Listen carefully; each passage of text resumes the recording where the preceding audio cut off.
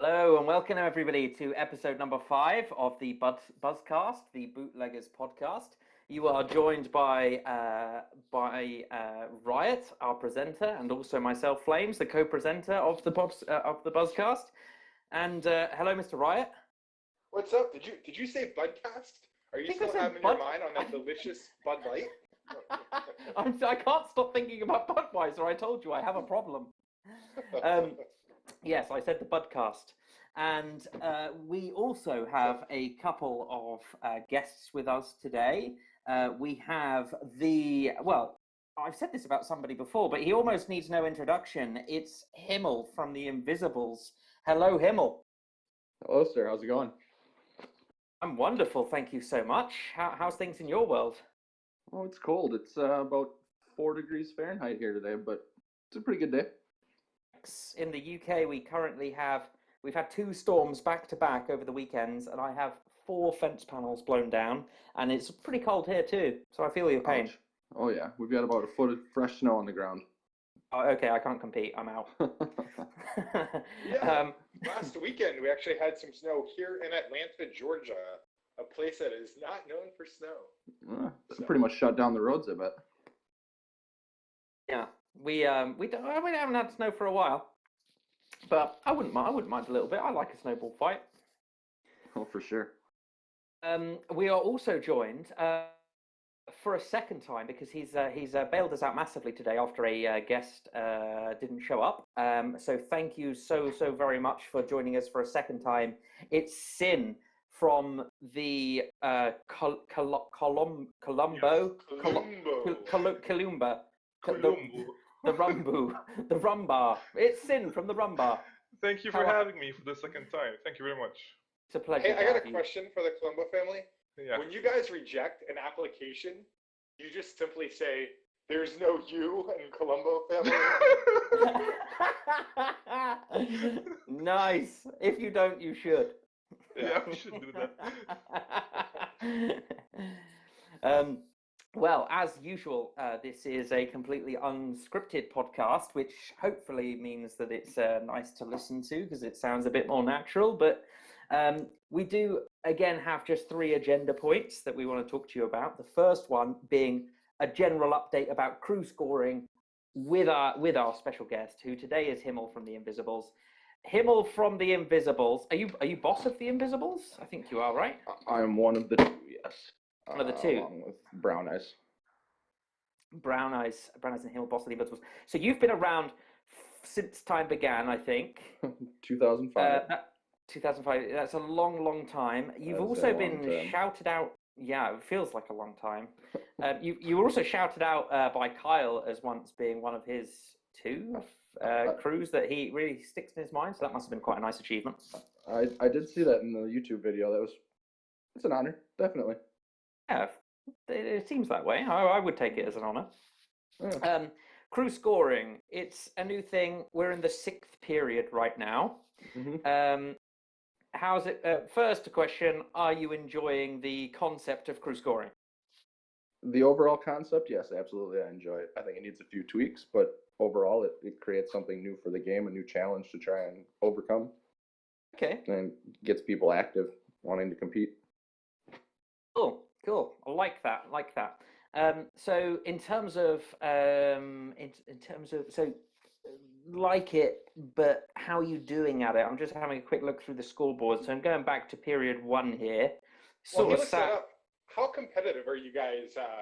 Would you say that you guys are taking this? Because we've heard some other crews that they're going through a lot. They're stockpiling stuff. They're kind of driving themselves mad to try and get that top spot. How would you say you guys are playing it? We don't take it very seriously. I mean, it's fun to see yourself going up the leaderboard, but at the same time, there's half of us that are active and half that are just veterans that we've had forever. So the odds of us actually getting the top 3 are probably pretty unlikely. So it hasn't altered how we play it too much. Yeah. But you're pretty consistent around something like 10th, something like that. Are you? Yeah, right around there. Okay, cool. Sorry, Mr. Wright.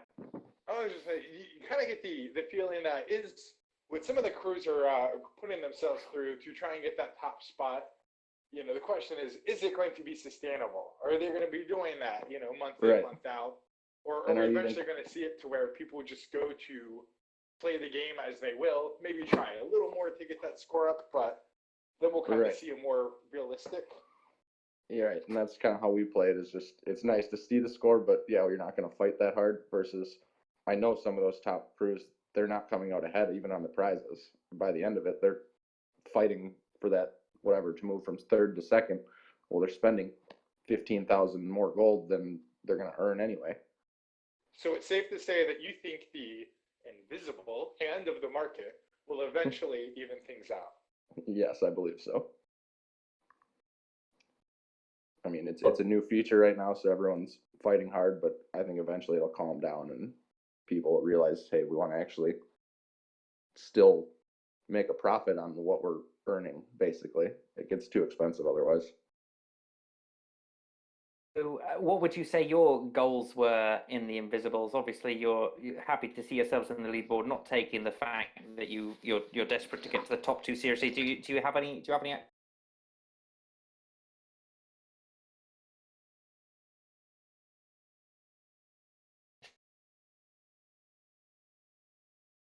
from ourselves? We just been Frozen 4 2005, so our Facebook chats, our WhatsApp chats, they're blowing up all day long. It's just a big social party, basically. Oh, cool. But we do like shooting, so we will be making an announcement later today about some shooting. Okay, nice one. Is that something you're going to do here, or are we? I can. Are you shooting right now? Are you? What, yeah. Shooting from a podcast, that would be a first. It would. We actually had plans to shoot during the podcast today, but due to some outside factors, we were unable to. So Okay. we came up with an alternate idea. For those of you who've been around long enough, know that we spent about 6 months shooting rankists in the classifieds, anyone that had a rank requirement in their classified ad for OCs. So as of today, when this bootcast is released, we will be starting that up again. And nice. Anybody with a rank requirement in the classifieds for the next few weeks will be getting shot on site. I literally just went to the classifieds.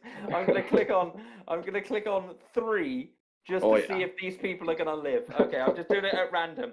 Okay, classifieds, leading in Illy, Iron Gate War is the person. He's just put need EE and driver, no rank requirements. Iron Gate War, you live another day. What's wrong with the weapons experts, huh? God. here we Mishi OC by Stud, who looks like he's from the Invisibles by his button. Would you shoot? Need WE, first come, first serve, Don plus only. I'm joking. I was going to say, that was supposed to be me in that OC. He just had to make that topic because I was in here. He was about to get in trouble. Stud, you were also fine. And then the last one, I've got NYOC by Gup. BM for invite, that's it. That's all it says, BM for invite. That is very minimalistic topic. All 3 of those people safe. So far. Yeah. Wow. So, on the subject of OCs, I notice a lot of people don't understand. For one, your rank has nothing to do with the success, the pass-fail of the OC. That is only based off of the equipment that you purchase. Your rank will play a part in the experience given out during the OC, but it only takes the 3 highest ranks. So for all of you out there not helping a scum out, you can take on a scum and he will not affect your rank. Exactly. And we spent 6 months doing it last time, and I see it's starting to creep back into the classifieds, so it's something we wanted to take care of. Invisibles fighting for the little guy since 2005. Okay. Yeah, that's cool. Thank you very much. The podcast usually gets, the actual video becomes released. Usually we try and aim for like Sunday night or Monday morning, just because of the upload times, etc. So we look forward to. Are you going to be shooting before then? Do we think, or are you going to wait until it's released? We'll wait till it's released. We'll put a topic in the game forum and give everybody notice. Oh, that sounds good. I'll put it in the the actual Buzz page for you as well to let people know that this is what you're planning to do. Perfect. Thanks for the Imagine getting killed. Imagine getting killed and then turning on the BuzzCast. You hear your killer talk about why they killed you. Just leave me alone. Oh yeah, I'm sure it'll create some anger amongst some people. I mean, we're gonna be doing it crewless, crewed. It doesn't matter. We'll shoot into any crew we have to. Mr. Sin from the Colombo family, do you think any of your members might be guilty of that? Do you reckon you could get caught up in Himmel's No. justice killings? I don't think we do that. I personally don't do that. I think I can accept anybody from Scum to Eldon, of course. But I do support it, because every time I rank up from Scum, it's really hard to find an OC, especially when you don't have any cards and you get the driver spot every time and you don't get any percentage. It's really hard. So, I support you, Himmel. I think what you're doing is good for the little guys and the underground shooters too. Well, I appreciate that because I'm usually the scum. Yeah, scrolling just through that bar on your profile is starting to hurt my hands now. It's getting pretty long. I actually had I haven't mentioned this to many people actually, but I had a real life friend join the game for the very first time ever, like 2 weeks ago. And the very first time he had a real life friend, yes, 2 weeks ago. My first ever friend, and I brought him here. Yeah, he's really enjoying it. But yeah, I think he did experience some of that. I remember him WhatsApping me at some point saying he was just getting completely blanked every time he asked to join an OC. Completely blanked. It makes it so much harder to keep new players. Yeah, it so does. It so does. So yeah, thank you for doing that service. For sure. And cool. So that's. I think I've joined every organized crime that's ever been asked about me, as long as I saw it in time. But I'm trying to help out as well. I try and join them. So you're more of a social crew, so we won't focus too much on the scoring, particularly with the Invisibles. But you mentioned that quite a big crew. Half of you were inactive.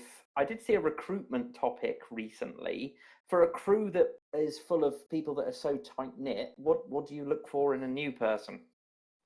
We have a pretty weird, immature sense of humor, so we kind of have to find people that fit that mold, that don't take themselves too seriously, don't take the game too seriously. It's very rare that we let a new person in. I mean, even with the recruitment topic, we're pretty selective. Okay. It's good that you can be, I guess. Oh, absolutely. Well, yeah, sorry, go on. I was just going to say, otherwise we wind up with people like Ben in the crew. that did happen, didn't it? Didn't you have him for a while? That did happen once. As soon as we found out he was dead. He's now the most talked about person in these podcasts, and I don't even think he's been active since we started. Does not surprise me. Okay, that sounds cool.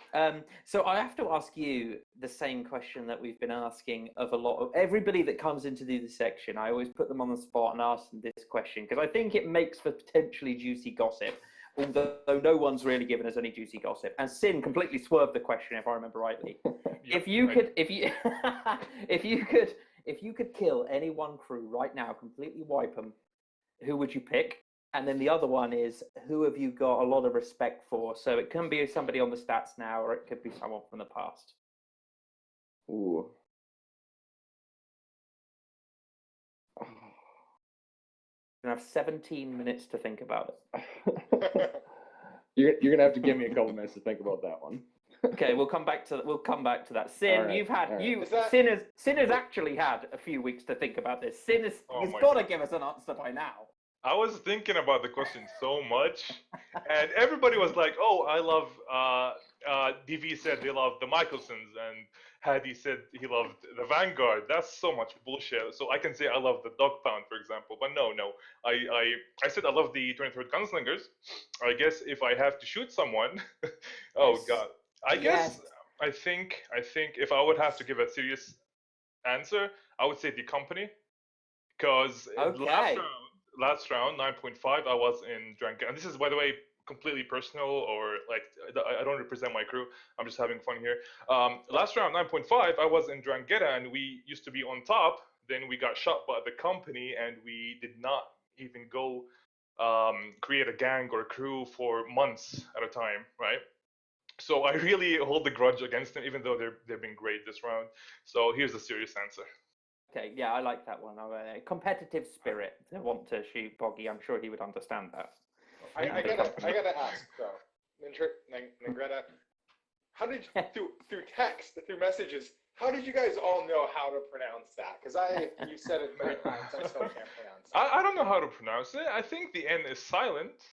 I mean, I know how to pronounce the Colombo and how to beat a dead horse, but I don't know about Drangheta. I think the N is silent, so I'm just saying it how I would imagine it's pronounced. Drangheta. Yeah, it could be That's how that. I say most words, how I imagine it. Cool. So, It's- Mr. Him. Oh, sorry. No, I was just gonna say, it's ironic, Flames, that you would put the letter U in the Colombo family, because that's basically all that England does is add unnecessary U's to words. True. You can't say that when a Dutchman's around as well. The Dutchman conquered most of the world at some point. Sin, you are Dutch, right? I'm Arab. Are you? Oh, I thought you were Dutch. Sorry. Yeah, it's fine. Anyway, politics aside, because we're going to have to do a special politics-only edition of the BuzzCast at some point, because nobody else actually wants to hear it. I think it's probably just going to be me and Riot just shouting at each other about what's more stupid, Trump or Brexit. Not that we particularly love either of those things ourselves. Anywho, Mr. Himmel, you're currently in 10th position, period 6. What if you could? You mentioned that it could have a couple of tweaks. This whole crew scoring thing. Give us an example of a couple of things if you have something off the top of your head that might improve crew scoring leaderboards in general.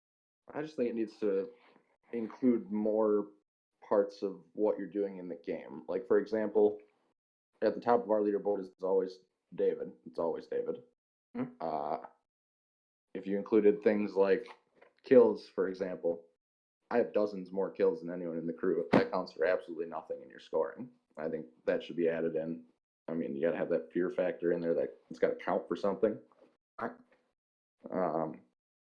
Just pretty much, yeah, just adding more aspects to it.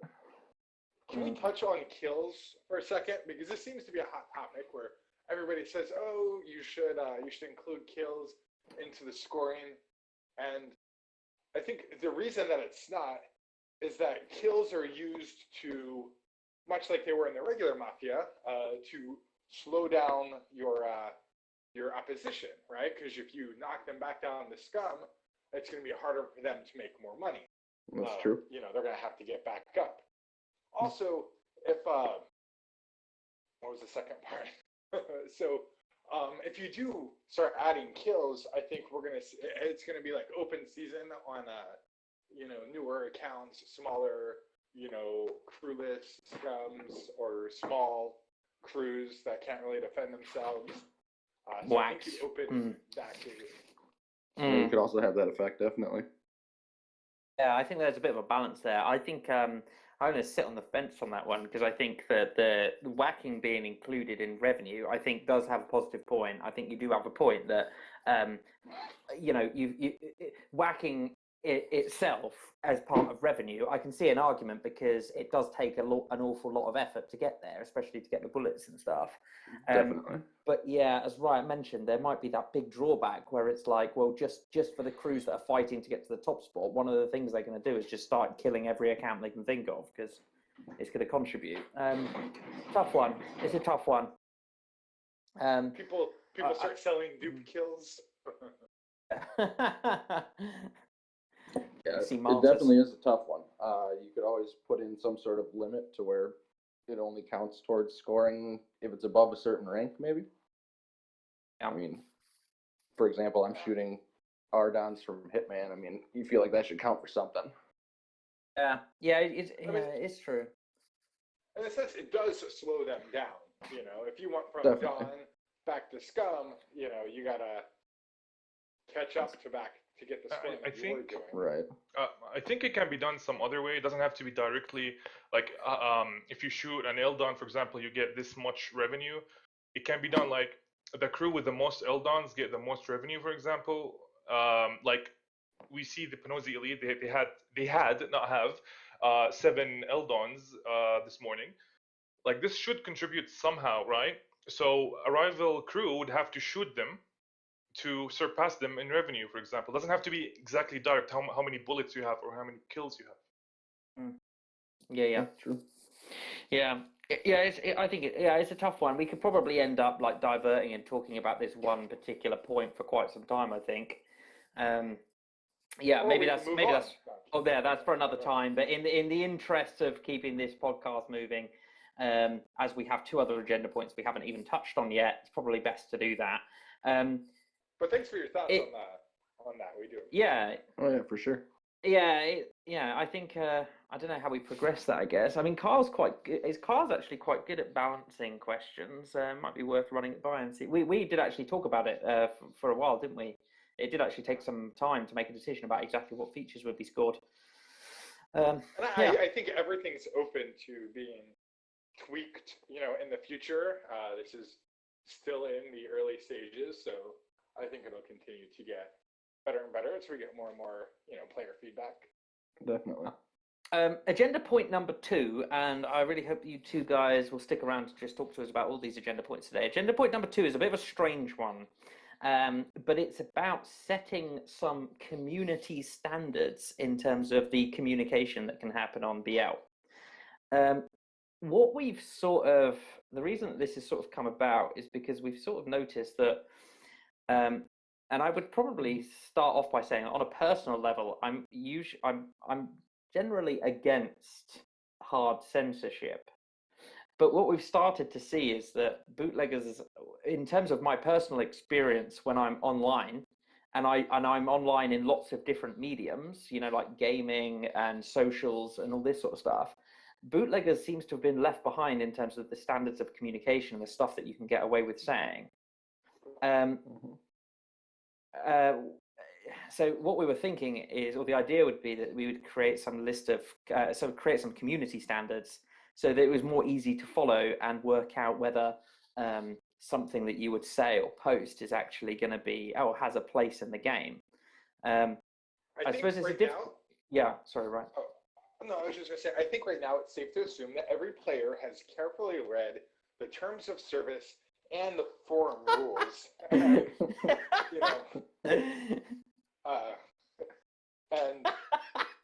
which, by the way, happens in ban appeals all the time. We get I never actually read the terms of service. I had no idea 10 counts was against the rule. But, if you, for those like 4 of us who have, they were written a while back. It's a little vague. That basically says, hey, no more harassment, but try and work it out amongst yourselves first. And if it can persist, then file a claim with us.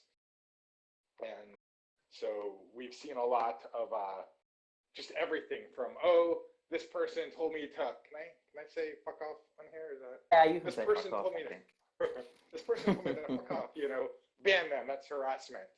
Or, we've seen like, hey, we've seen some pretty serious stuff, I won't mention names, but, some people lost like a close loved ones, and then people went and called them out in the forum, to kind of make fun of it, or, some people just don't like to hear the word cancer in the forums, whether it's be saying, hey, you're a cancer to the game, or I hope you get cancer. Just having the name cancer, which I think someone did have for a while, and even that generates, some claims of please change their username, which, we got a lot of different cultures in this game, and I think what is, a lot of people claim, I'm not offended by anything, but I think we all have our limits, no matter what our culture. It just gets darker and darker, and so I think it's kind of a tough balancing act. It comes down to one simple question about whether we do anything or not, and the simple question is, can you say anything you like? Can you say anything on bootleggers? And the answer for me is no, because there is a line, and I know that there will be a minority that would argue that point, sort of people who are extremely supportive of free speech, but I personally believe that there is a line. Himmel, do you think same simple question? Is it okay to say absolutely anything with no restriction on bootleggers? No, I think there should definitely be a finite line of what you can and can't say. I mean, I get talking shit back and forth at each other. That happens. That's fine. But some of the personal attacks, and I'm going to call this crew out because I've seen them doing it more than anyone. Game of Thrones, the things they say, I personally do not find to be an acceptable thing. Are they still a crew? They are underground currently. Underground, yeah. Okay. Same question to you, Mr. Sin. What do you think? No, I agree with Himmel, and I agree with most of the community. There's a red line that you cannot cross. The things that Game of Thrones and others have said are just not acceptable for anyone. And I've heard some personal stories from the attacked crew. It was the royal family about the horrendous things that they have said. It's not acceptable, and there should be a very obvious rule, and this rule should be enforced upon those who break it. That's my opinion. I think one of the real quick, Joe. Sorry, go for it.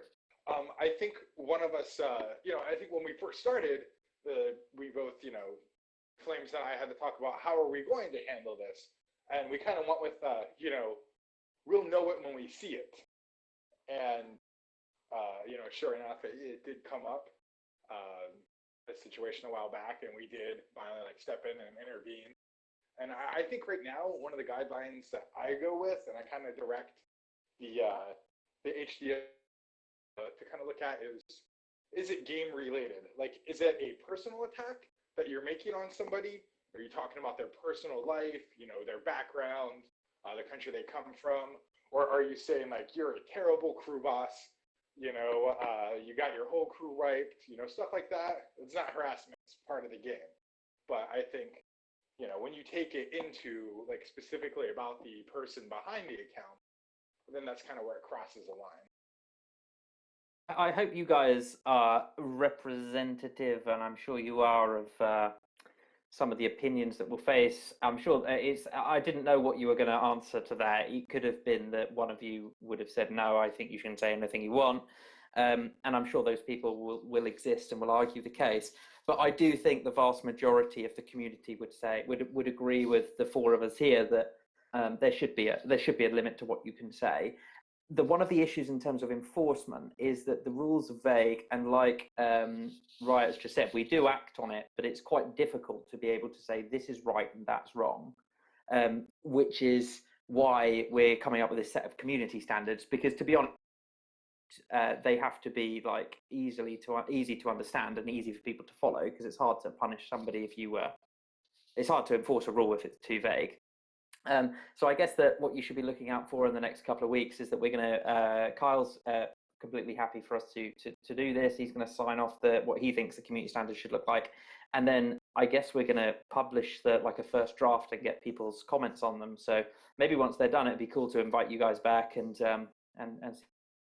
what you think about them. Yeah, sure. Definitely.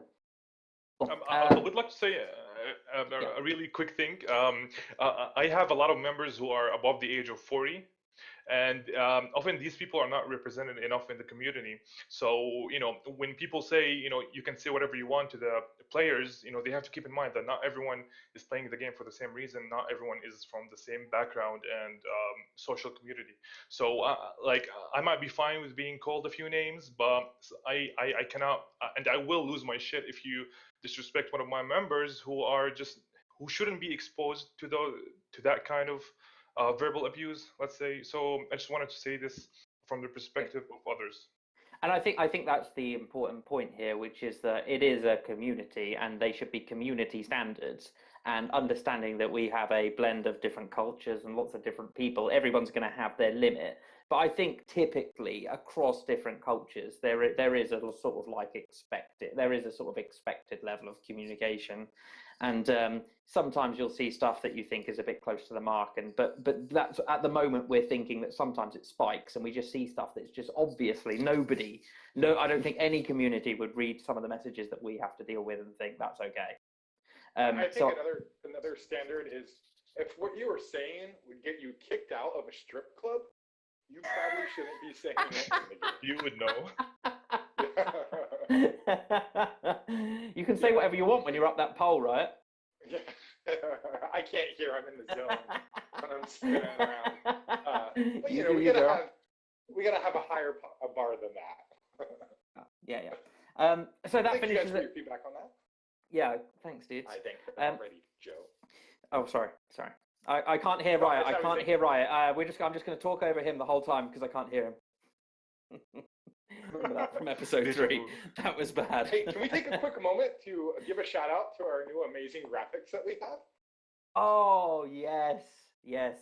I thank you for reminding me. Yeah, so we have some cool new graphics. We also have a couple of cool GIFs that are going to be handed out to all of our people that have been guests on the show. So hopefully you guys will wear them with honor and spread them around a bit. But we also have some new backing. Basically, we held a competition for the graphics. Although we only had one entry, that one entry, very luckily, was super cool, and it was made by Merlot. And yeah, I really love it. Marlo, your brand new undamaged sets will be sent to your account. Undamaged? I never said undamaged.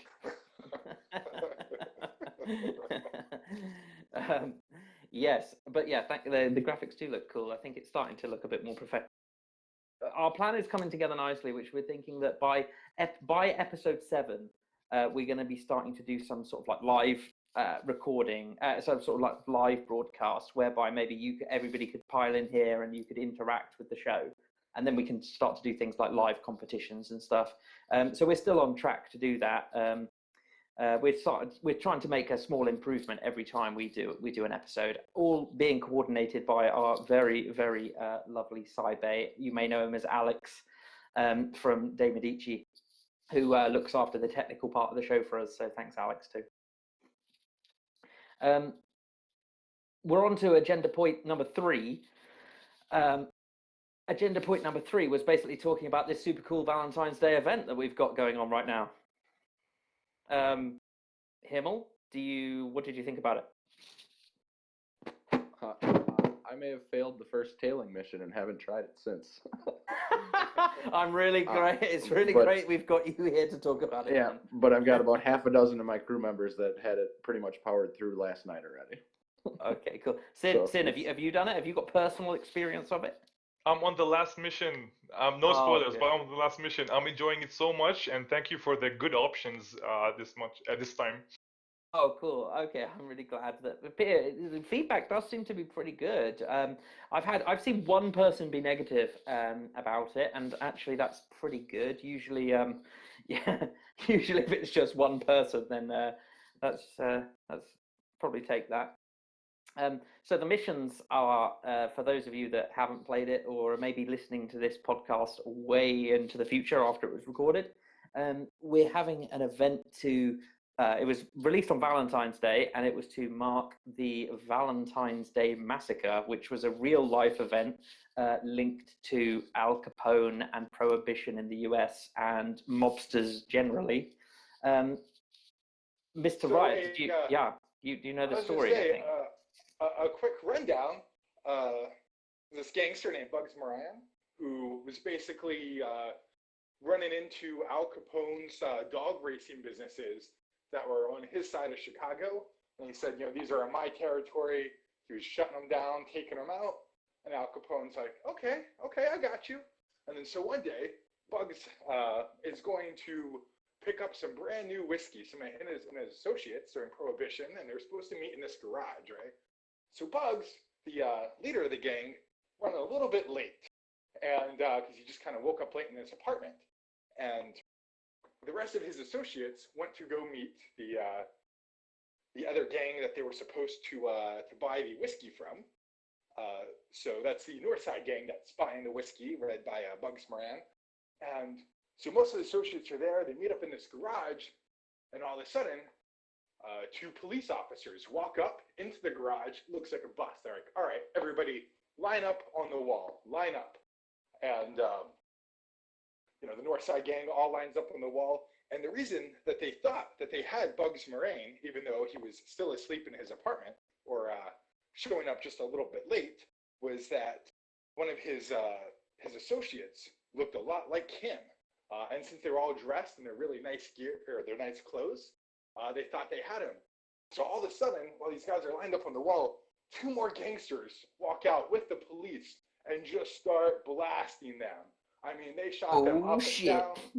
These guys hit the ground. They're still shooting. They used a shotgun, basically removing some faces. It was a mess. And then, what did they do? The two police officers pretended to be arresting the other two gangs so that they could get out of the garage undetected. So when all the crowd who heard the shots, came around, all of a sudden they see two police officers leading two gangsters out, with their hands in the air. They got them at gunpoint, put them in the car and leave. And so it's never actually confirmed who was behind those the gangsters wearing the police uniforms, but it's strongly Al Capone was behind it, and that some of the Chicago Police Department had lent the outfits so that they could pull this off because they were angry at Bugs' Northside gang for taking out some police officers a while back. Meanwhile, Bugs shows up just a little late to the party, sees all the police and everything by the time it had happened, and decides to dip out. One person actually survived a little bit after the shooting. His name was Frank Gusenberg, and he gets to the hospital, and the police, they get him stabilized, and the police go like, "Who did this?" His last word, "Nobody shot me," and he died 3 hours. Goodness. That is an action-packed story. I do have my own personal theory on that I think that the only thing that they really did wrong is that one of them posted in the classifieds that it was a legendary Godfather Plus, and Himmel just went maniac on him. That's a good theory. But yeah, they were pretty cool missions. In fact, at the point at which this is going to be released, the mission is still able to be run through, so we won't do too many spoilers. But there are essentially, this event was made up of 5 missions, and it's going to closely follow the real story of this real life event. It includes things like the whiskey and the actual the whiskey run and stealing and getting the uniforms to sort of like pretend to be the police and stuff. But yeah, so I think that obviously the main thing that everyone's going to be thinking about is the actual items that you get, or the rewards that you get from the missions. They're pretty cool this time. I really like them. I've also just too, Flames. time too. So one of the things, whilst you were just telling that lovely story, I just messaged Kyle. So this is sort of like live info, which is a bit of an exclusive. Which is that at time of recording, which is at 7 o'clock UK time on Saturday evening, 64 people have completed the mission in total. And what Kyle had sort of hinted at when he released the mission is that there was a secret, there was sort of like a secret way that you could do the mission to get an extra special bonus. I thought it was a bit obscure. He said that if you did the research like Riot has obviously done, as he's read through the story, if you knew the story, then you might be able to get some extra items in a secret way. 32 of those 64 people, which is exactly half, have got the extra super special items. So I'm not sure whether that's because 1 or 2 people found it and then shared the information with everybody else, or whether there is just a super high intellect amongst the BL community. But at time of recording, 64 people have completed the missions, and 32 of those have got have cracked the code basically that Kyle gave. That's pretty good numbers, right?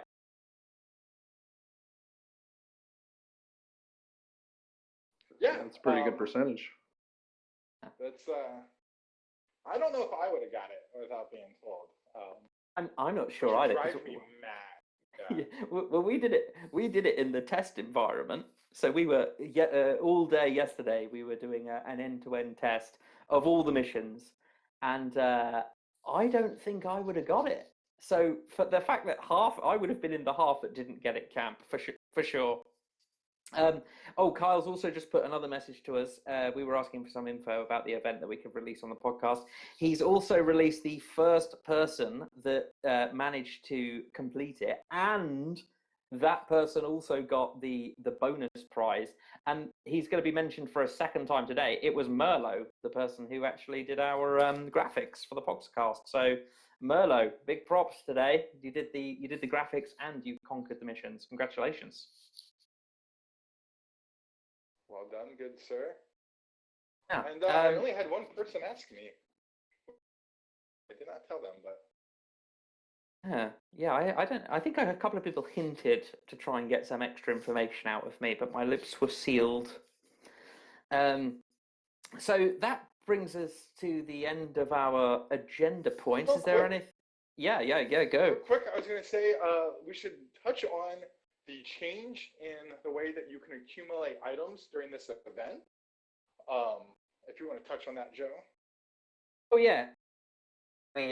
What we recognized last time from the event where there was things like teddies and stuff like that is that one of the pieces of feedback that we agreed with is that you could potentially hoard items by rerunning through the missions and realizing the value of these particular items. If the value of the items exceeded your rank, then you might want to essentially find a way to keep cycling through lives and hoarding the items that were associated with the event.